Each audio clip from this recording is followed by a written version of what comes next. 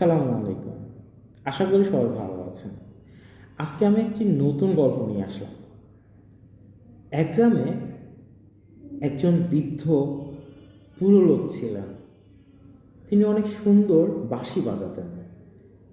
আর তিনি একদিন বাজারে গিয়ে বাঁশি বাজাতে বাজাতে সেখানকার লোকদেরকে বলতে লাগলেন, আমি এমন বাঁশি বাজাই যে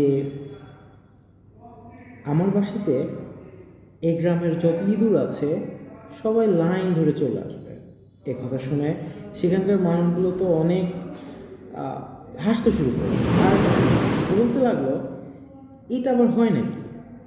আচ্ছা, আমাদের বাসায় তো অনেক অনেক ইঁদুর, আপনি কি আসলেই পারবেন এরকম করতে?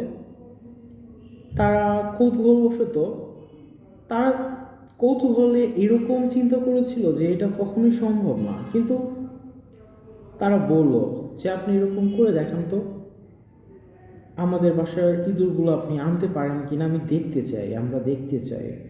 তো তখন লোকটি বাঁশি বাজানো শুরু করলো। আর এক পর্যায়ে দেখা গেল গ্রামের যত ইঁদুর ছিল না সব চলে এসেছে এবং লাইন ধরে দাঁড়িয়ে আছে। এই কাণ্ডটা দেখে গ্রামের মানুষ অনেক অবাক হয়ে গেল আর বলতে শুরু করলো, আপনি তো জাদুকর, আপনি এটা কি করে করলেন?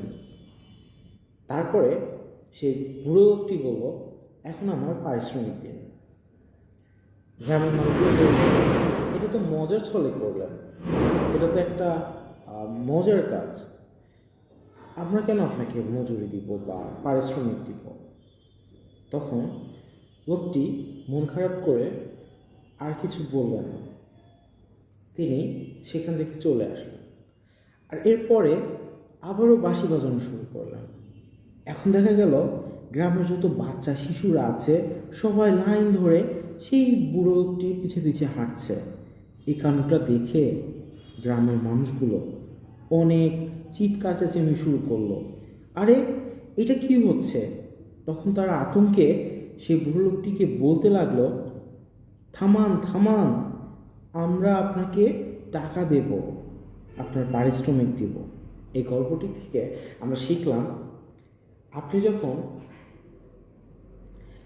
কারো কাজের সঠিক মূল্যায়ন করবেন না, সঠিক পারিশ্রমিক দিবেন না,